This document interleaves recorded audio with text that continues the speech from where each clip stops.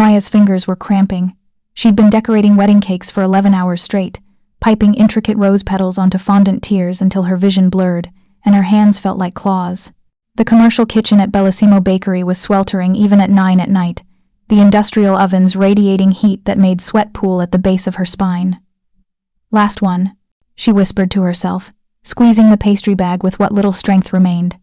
The final rose bloomed under her touch, delicate and perfect, completely at odds with how she felt inside. Hollowed out, running on fumes and the dregs of cold coffee that tasted like burnt cardboard. Her phone buzzed. A text from her landlord. Rent was due yesterday. Need payment by Friday or we start eviction proceedings. Maya closed her eyes. Friday was 2 days away. She had $432 in her checking account. Rent was $1,200. Even with tomorrow's shift at the bakery and her weekend waitressing job at Romano's, she'd still be $300 short. 3 years since Daniel died, and she still couldn't get ahead. Couldn't escape the crushing weight of medical debt from his final months, the funeral costs she'd insisted on, because he deserved better than a cremation and a coffee can. Her baby brother deserved better than everything life had given him. She stripped off her apron and grabbed her jacket, a threadbare thing that had seen better seasons. The October wind would cut through it like it wasn't even there, but it was all she had. Her sneakers squeaked on the bakery's tile floor as she headed for the service entrance. "Night, Maya," called James, the night manager, not looking up from his inventory sheets. He never looked up. None of them did. She was just another exhausted body in a city full of exhausted bodies, all of them grinding themselves down to nothing in pursuit of survival. If you're enjoying this story so far, don't forget to hit the like button and subscribe. Drop a comment telling me where in the world you're watching from. I love hearing from you. The Brooklyn streets were quieter at this hour, but not empty. Never empty. Maya pulled her jacket tighter and started the 15-block walk to her studio apartment. She couldn't afford the subway anymore. Those $2.90 added up when you were counting every penny. She'd made it 6 blocks when she heard it. A sound that didn't belong to the nighttime rhythm of the city. Not a car horn or a siren or the rumble of the subway beneath her feet. Something else. Something that made her heart suddenly forget how to beat properly. A child screaming. Maya's head snapped up. Across the street, in front of an upscale Italian restaurant with burgundy awnings and valet parking, chaos was unfolding. A little boy, maybe 2 or 3 years old, was running, his small legs pumped with desperate speed, his mouth open in terror. Behind him, the restaurant's entrance doors burst open. A woman stumbled out, her face contorted with rage, a kitchen knife glinting in her hand. "You little bastard," she shrieked, her voice cracking with some kind of manic fury. "I'll finish what I started." The boy ran into the street, directly into the street, into the path of oncoming traffic. Maya didn't think. Her exhausted body suddenly forgot how to feel pain. She dropped her bag and ran. The world narrowed to a tunnel, her sneakers slapping pavement, the child's terrified face, the blinding headlights of a taxi barreling forward, the driver's horn blaring, the woman with the knife getting closer. Maya launched herself forward. Her fingers caught the back of the boy's shirt just as the taxi's brakes screamed. She yanked him backward, twisted her body, and took the impact of the fall on her shoulder and hip. They hit the ground together, her arms wrapped completely around his small body. The taxi stopped 3 feet away. The driver leaned out, screaming something in a language Maya didn't understand. Her ears were ringing. Her shoulder felt like it had been struck with a hammer. But the boy in her arms was alive, breathing, his small hands clutching her shirt with desperate strength. "I've got you," Maya gasped. "You're okay, I've got you." The woman with the knife was still coming, still screaming. Maya scrambled backward on the pavement, keeping the child pressed against her chest. Her mind was racing. Where were the police? Where was anyone? Then the restaurant doors opened again, and everything changed. The man who emerged moved like violence contained in an expensive suit, maybe 38, with dark hair and eyes like glacial ice. He wore a navy suit that probably cost more than Maya's entire year's rent, and he carried himself with the kind of authority that made the air feel different. He didn't rush. He didn't need to. He simply stepped into the street, and the woman with the knife froze mid-stride. "Drop it," he said quietly. His voice was rough silk, the kind that didn't need volume to carry weight. "Drop it now, or I'll make sure you never hold anything again." The woman's face went white. The knife clattered to the pavement. Her hands shook as she raised them. "Mr. Moretti, I wasn't..." You pulled a knife on my son." Each word was precise, controlled, more terrifying than if he'd been shouting. "You chased him into traffic. Explain why I shouldn't have you disappeared." The boy in Maya's arms made a small sound. She looked down and her breath caught. He was beautiful. Dark curls, enormous brown eyes swimming with tears, wearing tiny dress pants and a button-up shirt that had been torn at the collar. But it wasn't any of that which made Maya's world tilt on its axis. It was the birthmark. On his left wrist, just below his palm, a distinctive mark shaped like a crescent moon with a small star beside it, reddish-brown against his olive skin. Exactly like Daniel's. Exactly like the birthmark her brother had carried in the same spot, the one she used to trace with her finger when he was small, telling him it meant he was special, chosen, marked by something greater. Maya's vision blurred. This wasn't possible. This couldn't be real. Daniel was gone. Had been gone for 3 years. But this child, this terrified little boy in her arms, bore the exact same marking in the exact same place. The man Mr. Moretti was standing over them now. Up close, he was even more imposing. 6'2", broad shoulders, hands that looked like they could break bones without effort. But his eyes, when they landed on Maya and his son, softened, almost imperceptibly. "Are you hurt?" Maya couldn't speak, couldn't move. Her fingers were still touching the boy's wrist, tracing the birthmark like she used to trace Daniel's. The boy didn't pull away. He was watching her face with an intensity unusual for a toddler, his crying quieting to small hiccups. "Miss," Moretti repeated, more urgent now. "Are you injured?" She forced herself to focus, to catalog. Her shoulder throbbed, her hip would be bruised, but nothing broken. Nothing that wouldn't heal. "I'm okay," she managed. "Is he? Let me see him." Moretti knelt on the pavement beside them, his expensive suit touching dirty concrete without hesitation. His hands reached for the boy, and Maya's arms tightened instinctively. Some protective instinct she didn't understand had kicked in the moment she'd touched that birthmark. Their eyes met. His narrowed slightly, assessing, calculating. Then he nodded, as if she'd passed some test.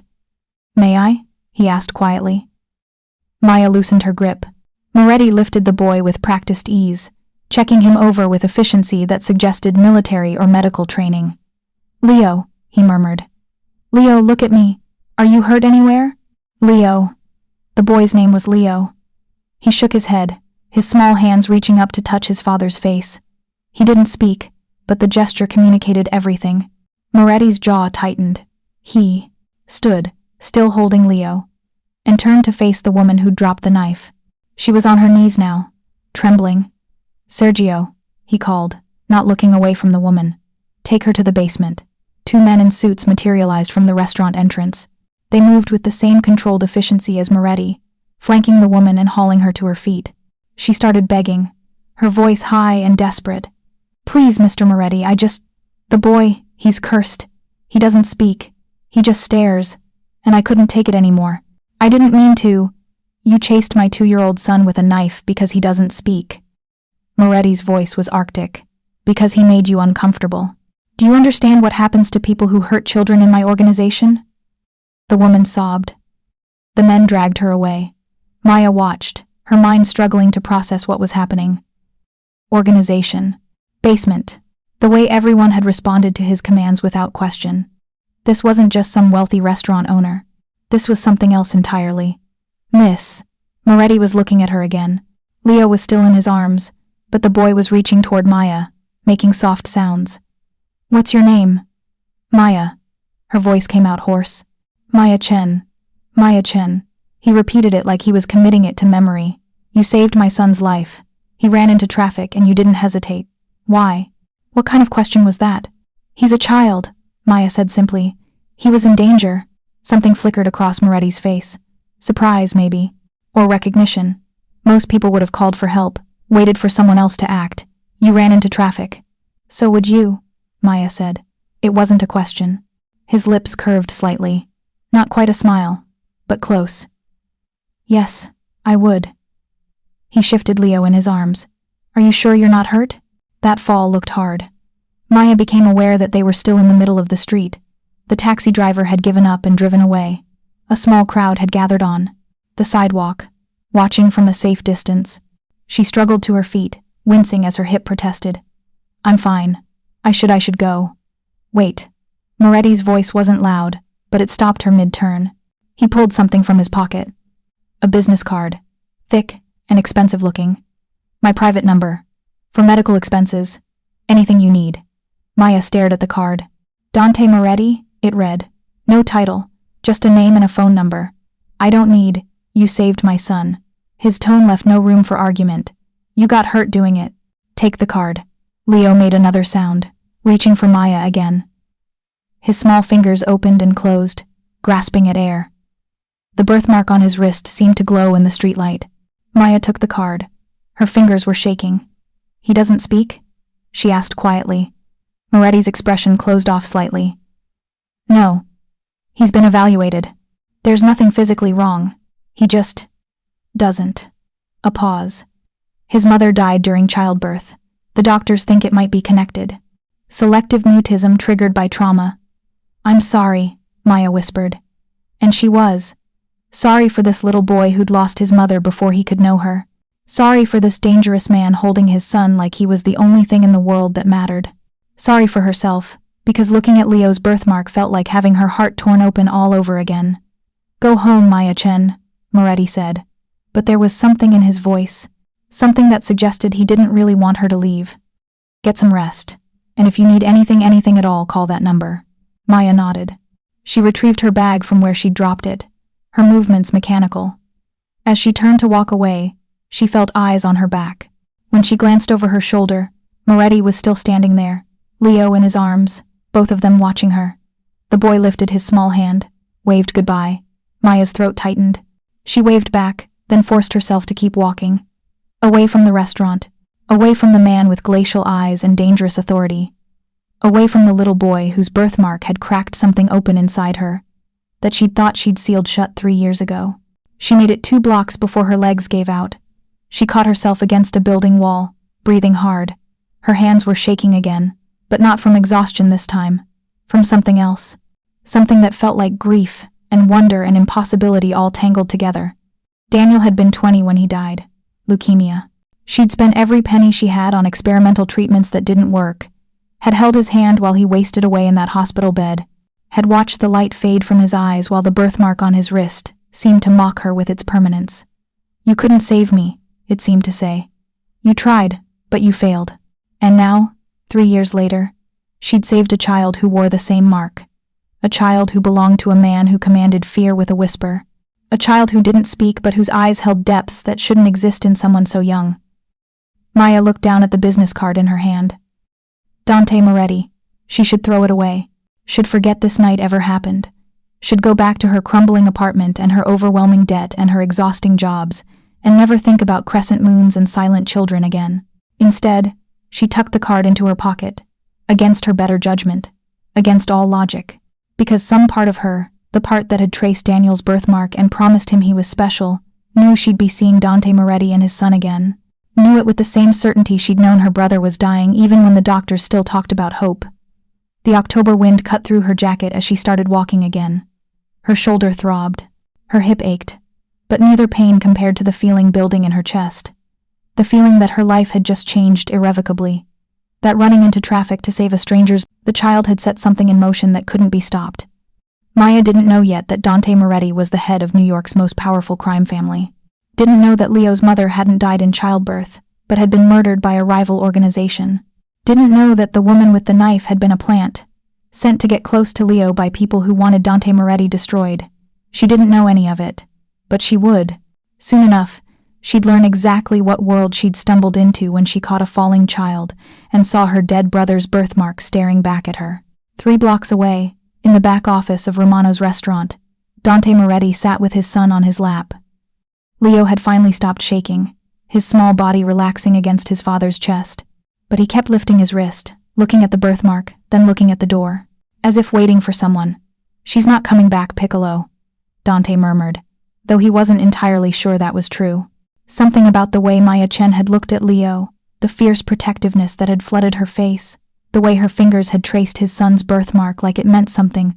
Sergio appeared in the doorway. The woman is secured. She gave up the Calabrese family almost immediately.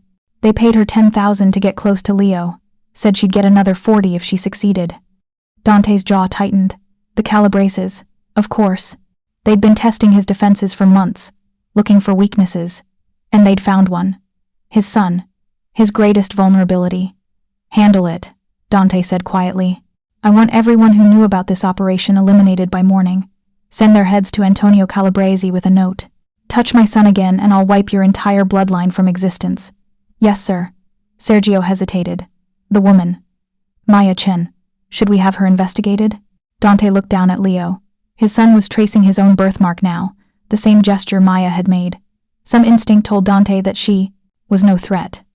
That her shock at seeing Leo had been genuine, her protective response completely instinctive. But instinct had gotten people killed before. Yes, he said finally. Full background.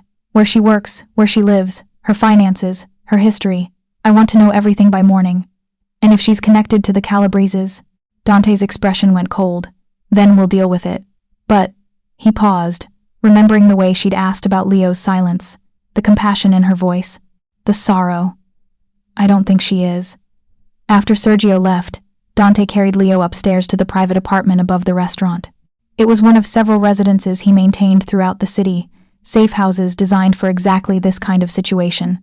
He couldn't go home yet. Not until he knew how deeply the Calabrese infiltration had penetrated his organization.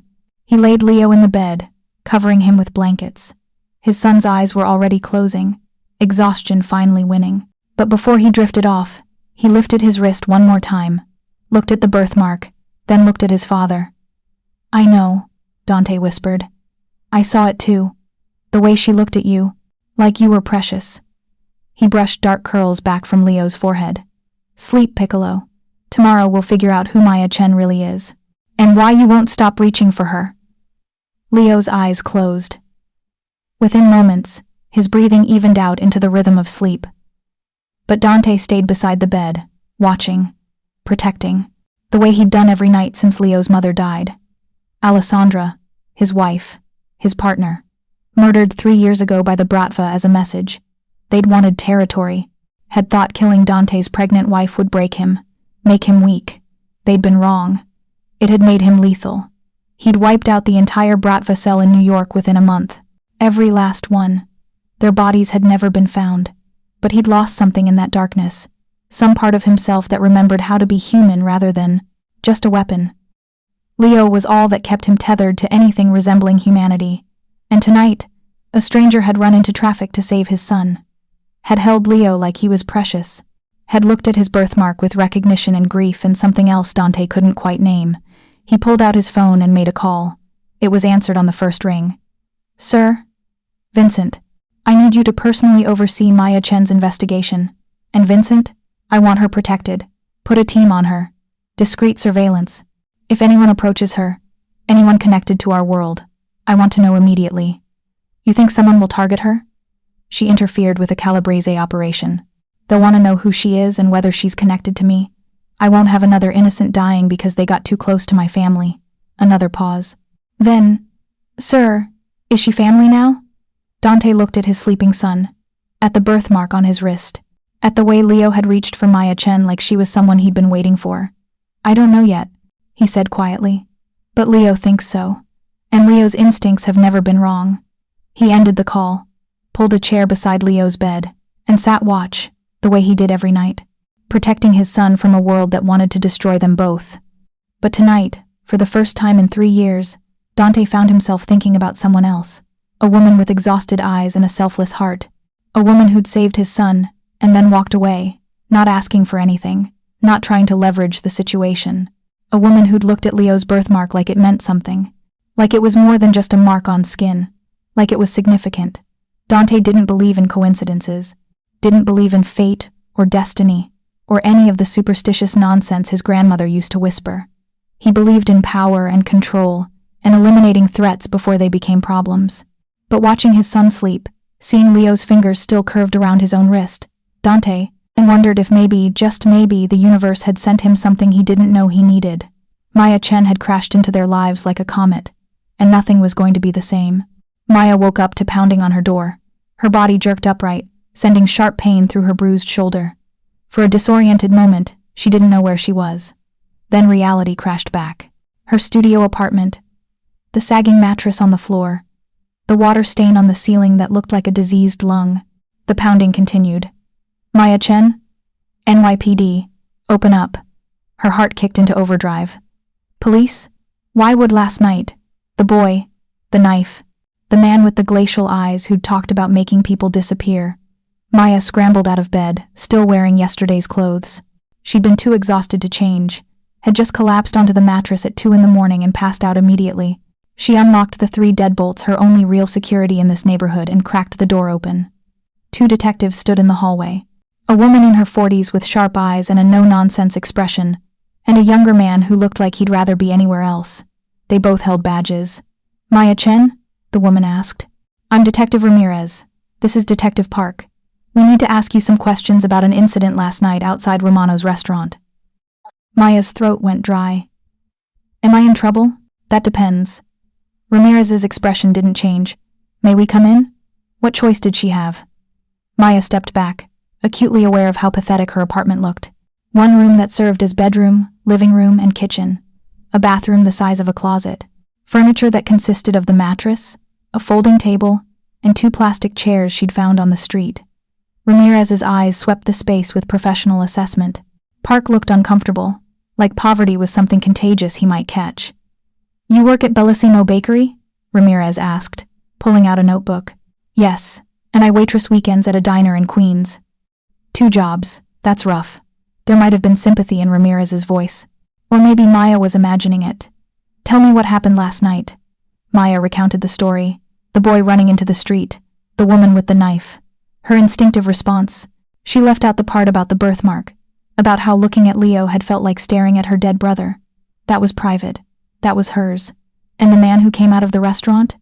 Ramirez pressed. What did he say to you? He thanked me. Gave me his card in case I needed medical expenses covered. Maya paused. Is he in trouble? Did I witness something I shouldn't have? Park shifted uncomfortably. Ramirez's expression remained neutral. What do you know about Dante Moretti? Nothing. Just his name. Maya met the detective's eyes. Should I know more? A long pause. Then Ramirez closed her notebook. Mr. Moretti is a legitimate businessman. He owns several restaurants and commercial properties throughout the city. The woman who attacked his son last night has confessed to attempted kidnapping. She's facing multiple charges. Another pause. You're not in any trouble, Miss Chen. We just wanted to get your statement. Something in Ramirez's tone suggested there was more she wasn't saying. But Maya didn't push. She wanted these people out of her apartment. Wanted to pretend last night had been a dream. After they left, Maya stood under the shower spray lukewarm because the building's hot water heater was perpetually broken and tried to wash away the lingering unease. Legitimate businessman. That's what Ramirez had said. But legitimate businessmen didn't make people disappear. Didn't talk about basements and organizations like they were running military operations. She needed to forget about Dante Moretti. Needed to throw away his card and move on with her life. But when she got out of the shower and checked her jacket pocket, the card was still put there. She stared at it for a long moment, her finger tracing the embossed letters of his name. Then her phone rang. Unknown number. Hello? Miss Chen. The voice was smooth, professional, male. My name is Vincent Calabria. I work for Mr. Moretti. He wanted me to check on you. Make sure you're recovering well from last night. Maya's grip tightened on the phone. I'm fine. I'm glad to hear it. Mr. Moretti also wanted me to inform you that the woman who attacked has been dealt with. She won't be a threat to you or anyone else. Dealt with. Maya's stomach turned. What does that mean? It means you're safe, Miss Chen. A pause. Mr. Moretti takes the safety of those who help his family very seriously. I don't need.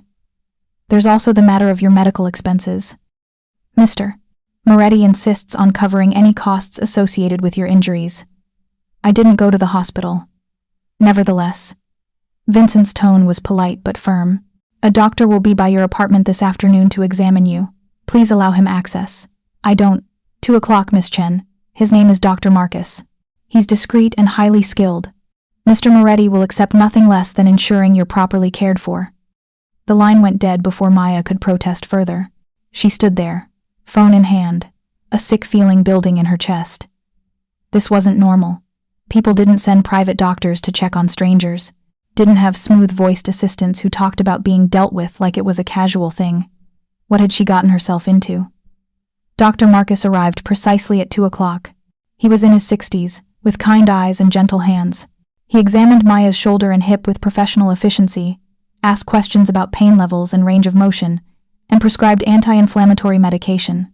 "You're healing well," he said as he packed up his medical bag. "The bruising is extensive but superficial. Nothing broken or torn. You were very lucky." "I don't feel lucky," Maya muttered. Dr. Marcus paused at the door.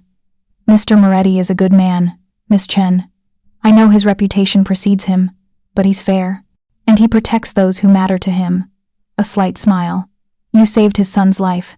That makes you important, whether you want to be or not." After he left, Maya tried to work on her freelance design projects, another side hustle she'd picked up to make ends meet, but she couldn't concentrate. Her mind kept circling back to Leo, to the birthmark, to the way he'd reached for her even though they were strangers. Daniel had been nonverbal for the last 3 months of his life, too weak to speak, his body shutting down system by system. But he'd still communicated, with his eyes, with small gestures, with the way he'd squeeze Maya's hand when she read to him. Leo reminded her of that, the intelligence behind his silence, the way he seemed to see more than other children his age. Her phone buzzed. A text from an unknown number. "Your rent for this month has been paid in full." VM. Maya stared at the screen. VM. Vincent something. Moretti's assistant. Her fingers flew over the keys. "I can't accept this. Please refund the payment." The response came immediately. "Mr. Moretti doesn't accept refunds. Consider it payment for services rendered." "I didn't do it for money. We know. That's why he's helping." Maya threw her phone across the room. It bounced off the wall and clattered to the floor. She immediately regretted it. She couldn't afford a new phone, but the anger felt good. Felt better than the helplessness that had been building since last night. She didn't want Dante Moretti's money, didn't want to be entangled with whatever world he inhabited. She just wanted to survive, to make it through each day without drowning, to honor Daniel's memory by staying alive even when living hurt more than dying would. But fate, it seemed, had other plans. If you're hooked on this story, make sure to subscribe and turn on notifications so you never miss an upload. Your support means everything and helps me bring you more emotional stories like this one. The next day, Maya showed up for her shift at Bellissimo Bakery, only to be called into James's office. Her manager looked uncomfortable, which was never a good sign. "Maya, I need to talk to you about something." Her stomach dropped. "If this is about me being late last week, it's not that." James cleared his throat. "We received a catering order. A very large catering order. For a private event tomorrow night. The client specifically requested you to handle the desserts." Maya blinked. "What kind of event?" "A birthday party. For a child." James slid a paper across his desk. The order was extensive. Custom cake, petit fours, chocolate sculptures, Italian pastries, easily $5,000 worth of work. At the bottom, in elegant script, requested baker, Maya Chen, who placed this order, but she already knew. A Mr. Vincent Calabria. He said money was no object. "We'd be fools to turn this down, Maya." The commission alone would be, James named a figure that made her vision blur, more than she made in 2 months. "I can't." "What?" James looked genuinely shocked. "Maya, this is a huge opportunity. For you and for the bakery. Why would you ? I just can't." She stood up, her chair scraping against the floor. "Give it to someone else. The client specifically requested you. Then tell the client I'm not available." She walked out before James could argue further. Her hands were shaking again. This was manipulation. Clear, obvious manipulation. Dante Moretti was trying to tie her to him through money, through obligation, through the one thing he knew she needed. And the worst part? It was working. Because $5,000 would cover her rent for months. Would let her breathe for the first time in 3 years. Would give her a buffer against the constant anxiety of one missed shift away from homelessness. Maya made it outside before her. Phone rang. She knew who it would be before she answered. "Miss Chen," Vincent's smooth voice. "I understand you declined our catering request. I'm not for sale. No one suggested you were. Mr. Moretti simply wanted to give you an opportunity to showcase your talents. He sampled your work from Bellissimo last week. The wedding cake? It was extraordinary." Maya's breath caught. "He was at that wedding?" "Mr. Moretti attends many events throughout the city. He has an appreciation for quality craftsmanship." A pause. "Please reconsider. This isn't about obligation. It's about Leo. Leo? His 3rd birthday is tomorrow.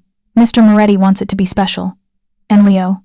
Vincent's voice softened slightly. Leo hasn't stopped asking for you. In his way. He carries a drawing he made. Of a woman who looks remarkably like you. Something in Maya's chest cracked. He drew me? He draws you constantly. The woman who caught him. Who touched his wrist like it mattered. Mr. Moretti thought perhaps, if you made his birthday cake, if you were there even through your work, it might help. Maya closed her eyes. This was emotional blackmail and she knew it. But the image of Leo drawing her over and over, a toddler trying to communicate what he couldn't say, I'll need complete creative control, she heard herself say. No input on design or flavors. I make what I think is right. Of course. And I'm not coming to the party. A longer pause. Understood. Though Mr. Moretti would welcome your presence. I'm sure he would, Maya said dryly. Tell him I'll have everything ready by 4 tomorrow afternoon. He can send someone to pick it up. Thank you, Miss Chen.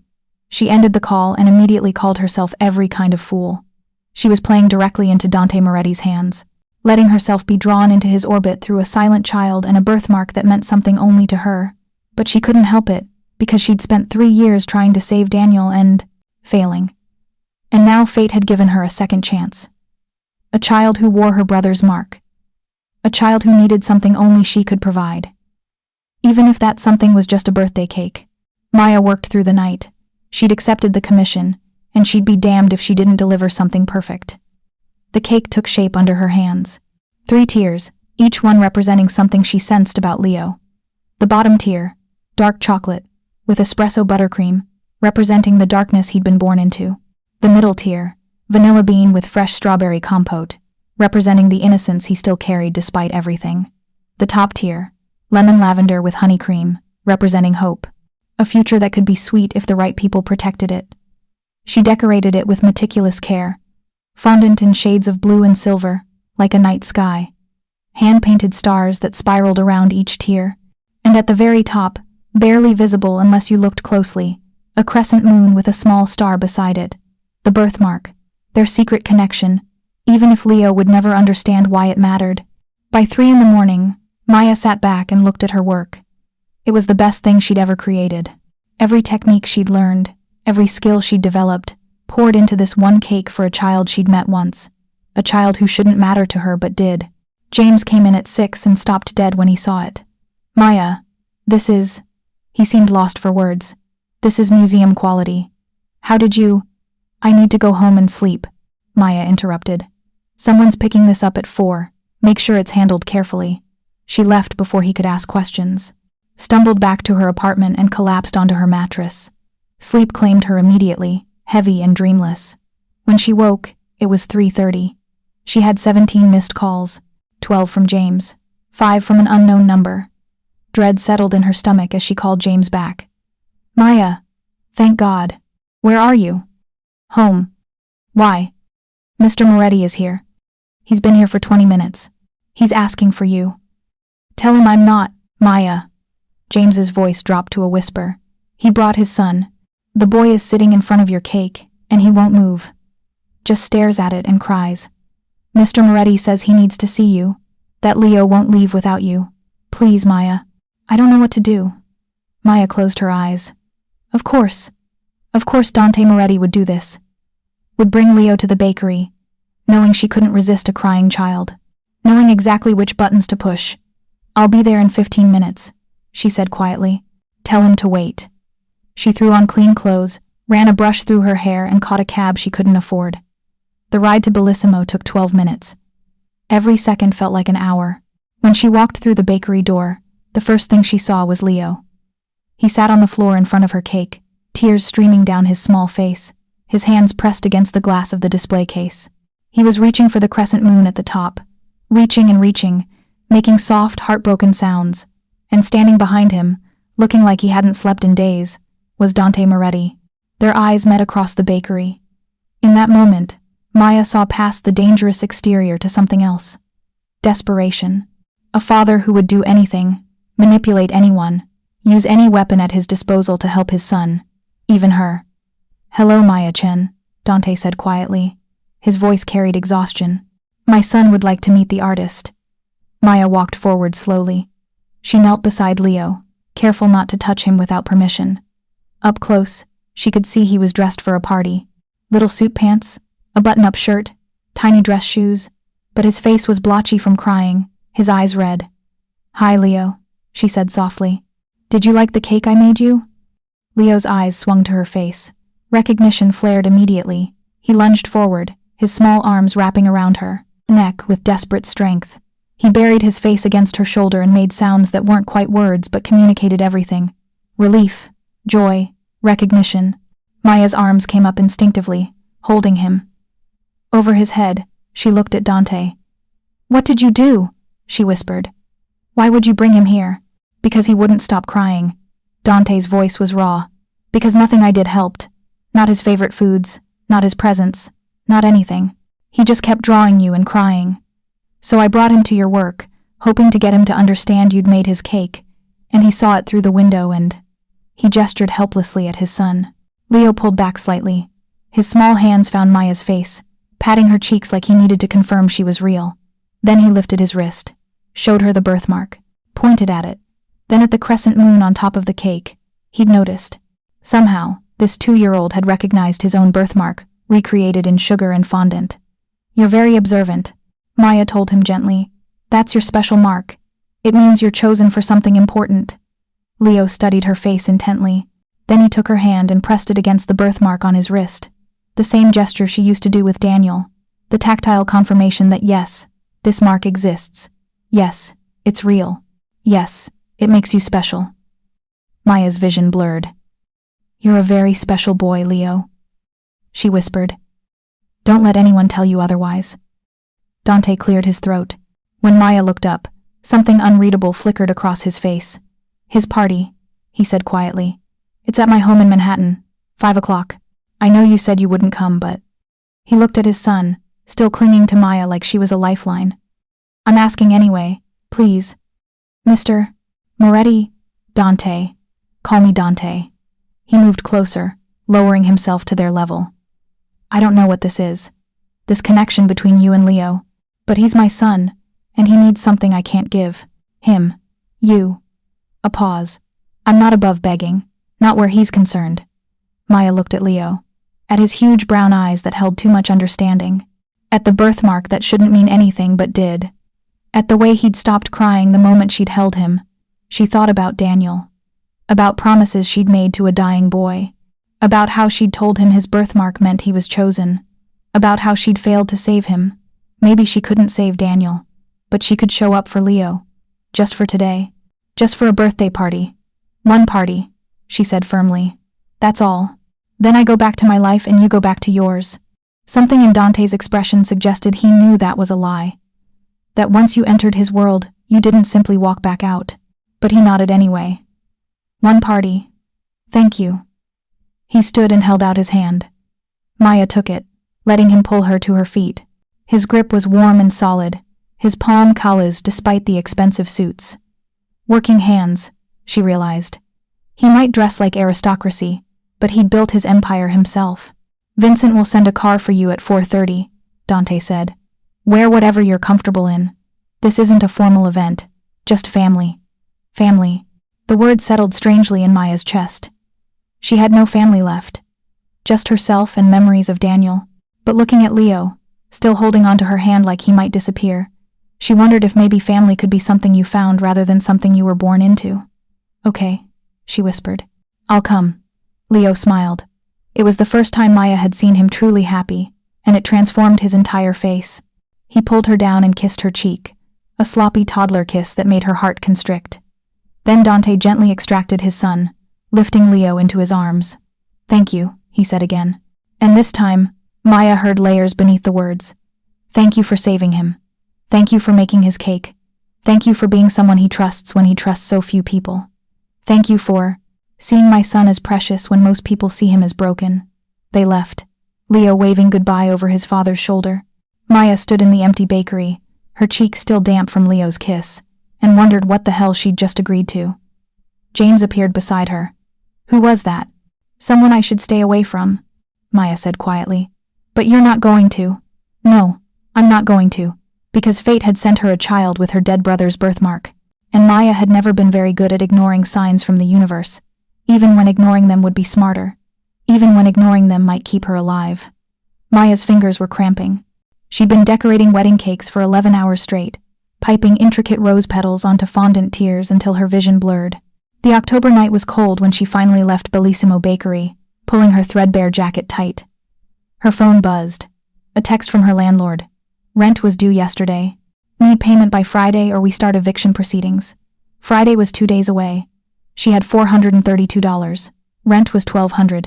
3 years since Daniel died, and she still couldn't escape the crushing weight of his medical debt, his funeral costs. Her baby brother had deserved better than everything life had given him. Maya had made it 6 blocks when she heard it, a child screaming. Across the street, a little boy ran from an upscale Italian restaurant, his small legs pumping with terror. Behind him, a woman burst through the doors, a kitchen knife glinting in her hand. "You little bastard," she shrieked. "I'll finish what I started." The boy ran into the street, into oncoming traffic. Maya didn't think. She dropped her bag and ran. Her fingers caught the back of the boy's shirt just as the taxi's brakes screamed. She yanked him backward, twisted, and took the impact on her shoulder. They hit the ground together, her arms wrapped around his small body. The woman with the knife was still coming. Maya scrambled backward, keeping the child pressed against her chest. Then the restaurant doors opened again. The man who emerged moved like violence contained in an expensive suit. Dark hair, eyes like glacial ice, a navy suit that probably cost more than Maya's yearly rent. He stepped into the street, and the woman froze. "Drop it," he said quietly. His voice carried absolute authority. "Drop it now, or I'll make sure you never hold anything again." The knife clattered to the pavement. "Mr. Moretti, I wasn't. You pulled a knife on my son." Each word was precise, more terrifying than shouting. "You chased him into traffic." Maya looked down at the boy in her arms and her breath caught. He was beautiful, dark curls, enormous brown eyes. But it was the birthmark on his left wrist that made her world tilt. A crescent moon with a small star beside it, exactly like Daniel's. Exactly like the birthmark her brother had carried in the same spot, the one she used to trace with her finger, telling him it meant he was special. This couldn't be real. But this terrified little boy bore the exact same marking in the exact same place. "Miss." Mr. Moretti was standing over them now. 6'2", broad shoulders, but his eyes softened when they landed on his son. "Are you hurt?" Maya couldn't speak. Her fingers traced the boy's birthmark like she used to trace Daniel's. The boy watched her face with unusual intensity, his crying quieting. "I'm okay," she managed. "Is he?" "Let me see him." Moretti knelt beside them. Their eyes met when Maya's arms tightened instinctively. He nodded, as if she'd passed some test. "May I?" Maya loosened her grip. Moretti lifted the boy, checking him over. "Leo," he murmured. "Are you hurt anywhere?" Leo shook his head, reaching up to touch his father's face. Moretti turned to the woman. "Sergio, take her to the basement." 2 men materialized, dragging the sobbing woman away. Maya watched, her mind struggling to process. Organization, basement. This wasn't just some wealthy restaurant owner. "What's your name?" Moretti asked. "Maya Chen." "I'm Dante Moretti. This is Leo." He paused. "You saved my son's life. That deserves more than just words." Maya shook her head. "I don't want anything." "Everyone wants something." His gaze was calculating. "You're exhausted. Your clothes are worn. You walked instead of taking the subway. Let me help you." "I don't need charity from She stopped herself. "From men like me?" He smiled without humor.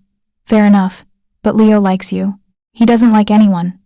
The boy was still reaching toward Maya, making soft sounds. "He's nonverbal. Selective mutism, the doctors say. Most people make him uncomfortable. But you." He studied her face. "You're different." Maya's eyes returned to the birthmark. "My brother had the same mark. Exact same spot." Something flickered in Dante's expression. "Had?" "He died 3 years ago." Her voice cracked. "He was only 16. Dante was quiet for a long moment. "Leo's birthday is tomorrow. I need someone to make his cake. Someone who'll make it special. Would you?" "Mr. Moretti, Dante, and I'll pay you $5,000. Maya's breath caught. $5,000 would cover rent, groceries, her other debts. But something about this felt dangerous. "That's too much. Not for my son's happiness. He shifted Leo in his arms. He deserves someone who'll see him as special. Someone who understands what it's like to love a child with a mark that sets them apart. Maya looked at Leo's birthmark again. Thought about Daniel. About promises made to a dying boy, about being chosen for something important. Okay, she whispered. I'll make his cake. The party was at Dante's Manhattan penthouse. Vincent, his driver, had sent a car as promised. Maya arrived in her nicest dress, still shabby compared to everything around her, clutching the cake she'd spent all night, perfecting. A 3-tier masterpiece with a fondant crescent moon and star on top, exact replicas of Leo's birthmark. The moment Leo saw it, he started crying. Not sad tears, joyful ones. He reached for the moon decoration, touching it reverently, then showed Maya his wrist as if to say, "You saw me. You're very observant," Maya told him gently, kneeling beside him. "That's your special mark. It means you're chosen for something important." Leo studied her face, then took her hand and pressed it against his birthmark. The same gesture she used to do with Daniel. Maya's vision blurred. "You're a very special boy, Leo. Don't let anyone tell you otherwise." Over Leo's head, she met Dante's gaze. Something unreadable flickered there. Gratitude, calculation, something deeper she couldn't name. "Stay," he said quietly. "For the party.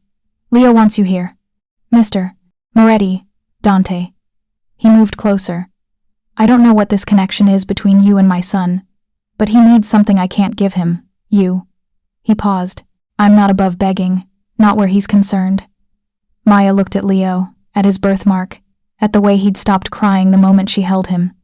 She thought about Daniel, about how she'd failed to save him. Maybe she couldn't save Daniel, but she could show up for Leo. "Okay," she said. "I'll stay." Leo smiled the first time she'd seen him truly happy and kissed her cheek. A sloppy toddler kiss that made her heart constrict. As the party continued around them, Maya realized she'd just crossed a threshold. Entering Dante Moretti's world wasn't something you simply walked away from. But looking at Leo, still holding her hand, she wondered if maybe family was something you found rather than something you were born into. Fate had sent her a child with her dead brother's birthmark, and Maya had never been good at ignoring signs from the universe, even when ignoring them would be smarter, even when ignoring them might keep her alive. But as Leo pulled her toward his birthday cake, laughing silently with pure joy, Maya realized some risks were worth taking. Some connections were worth whatever price they demanded, and some children were worth saving, even if it meant losing yourself in the process.